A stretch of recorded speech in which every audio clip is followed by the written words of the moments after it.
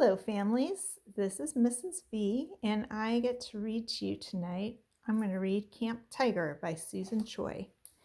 And if you remember, this won the Caldecott Award because you guys chose it.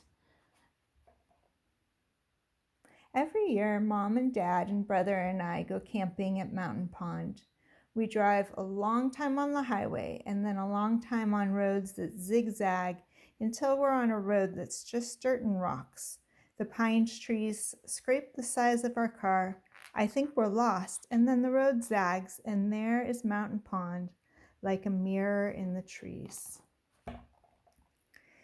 It's September, the end of summer. As soon as I get back from camping, we go back to school. My brother's starting 4th grade and I'm starting 1st grade. I don't want to be a 1st grader. I liked kindergarten. I liked choice time and building with blocks. I hope our camping trip never ends. We have a campsite that's on the far side of the pond with the big mountain starting behind it. Both my parents really like it. It's so beautiful, they say, and so quiet. We take our stuff out of the car and talk about all the things that we'll see. The eagle fishing for its dinner in the pond, the salamander with its red spots on its back, and the chipmunks that come to steal our food while we sit by the campfire.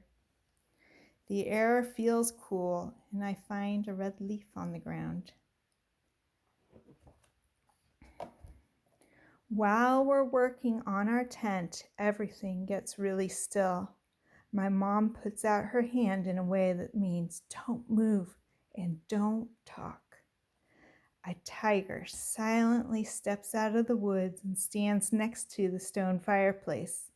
The tiger is orange with black stripes and has a stern face and big, heavy paws, but it seems smaller than a tiger should be. It's still big, like our neighbor's German shepherd that scares me sometimes on the sidewalk. But for a tiger, it's small. It doesn't scare me. It also looks thin, and it talks. "Do you have an extra tent?" asked the tiger. "I have a cave, but I still feel cold." "I know that we do. It's a 2-person tent that we brought as a place for me and my brother to play if it rains." "Yes," my dad finally says, while my mom stares at him. "We'll set it up when we finish this one."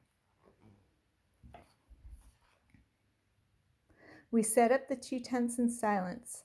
I notice that while we're working, the tiger starts acting like a cat, a more regular cat. He sits down and grooms himself slowly, especially cleaning his paws. I don't see claws. He must have pulled them in.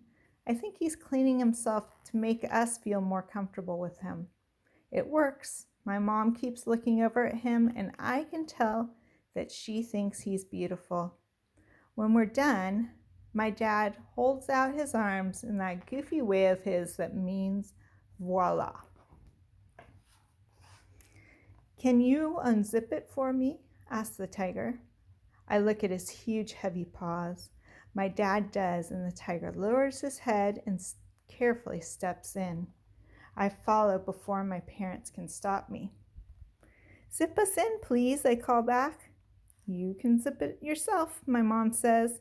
"Don't snag the fabric."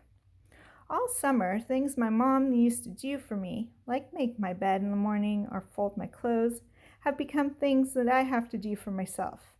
I can do them, but I wish that she would do them. This time, though, I zipped the tent quickly before she could make me come out. Inside the tent, the tiger lies down so he's shaped like a C and puts his head on his paws. I wrap my arms around him and bury my face in his fur. He smells like sunshine and pine needles. "Tigers live in Africa," I tell him. "Not Africa, Asia," he says.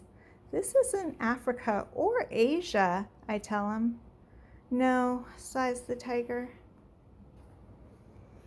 All weekend, the tiger stays with us. When we hike on the trail, he walks first, and his paws make no sound.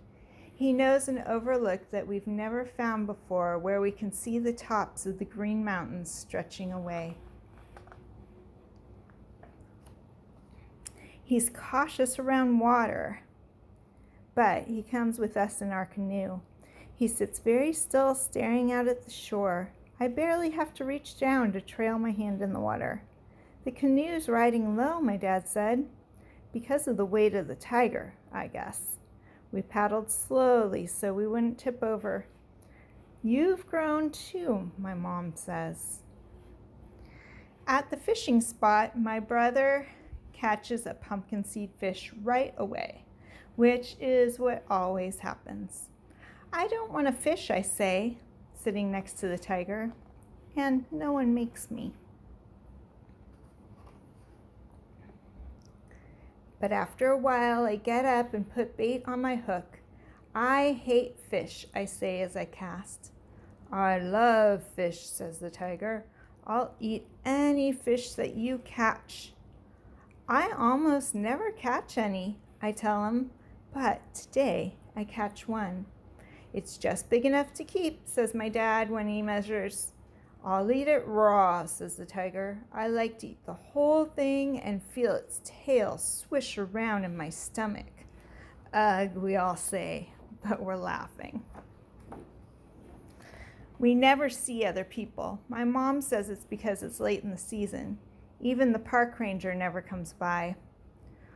Our last night, my brother and I get to stay up extra late in the camp chairs and watch until the fire dies out. I can see the tiger's eyes in the darkness like the very last embers. I want to look for shooting stars, I say.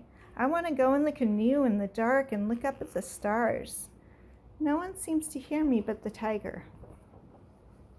I'll take you, he says.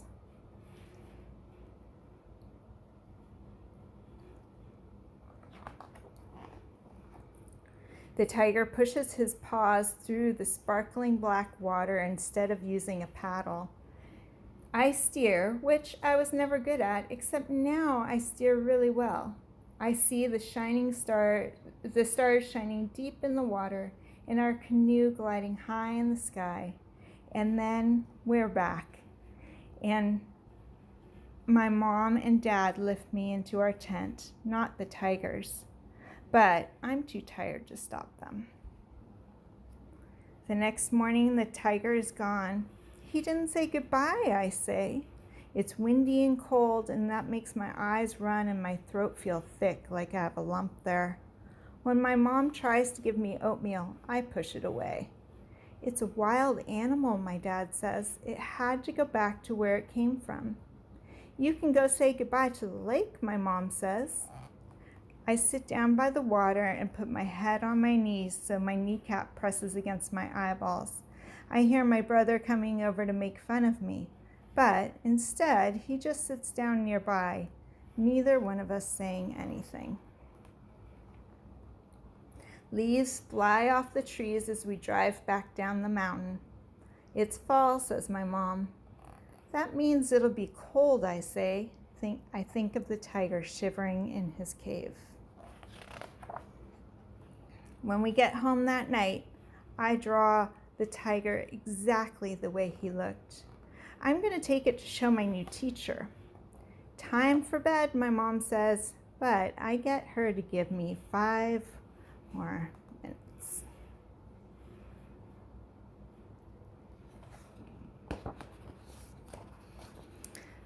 I want to finish my picture before I forget.